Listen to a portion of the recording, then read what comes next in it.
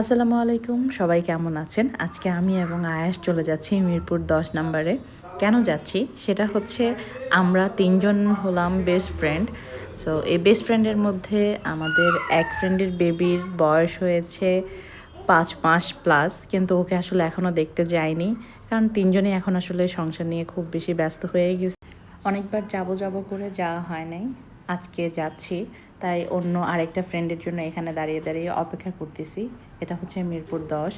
তো এখানে যখন ও আসলো ওর মেয়েকে নিয়ে, তখন আমরা বাটাতে ঢুকলাম। বাটাতে ঢুকে যেহেতু ফ্রেন্ডের বেবিরকে প্রথম দেখতে যাচ্ছি, ওর জন্য টুকটাক কিছু কেনাকাটা করলাম।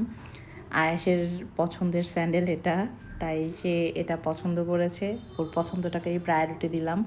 আমরা এটা কিনলাম, কিছু কাপড় চোপড় কিনলাম, কিনে সেখান থেকে নিয়ে আমরা ওর বাসায় চলে গেলাম।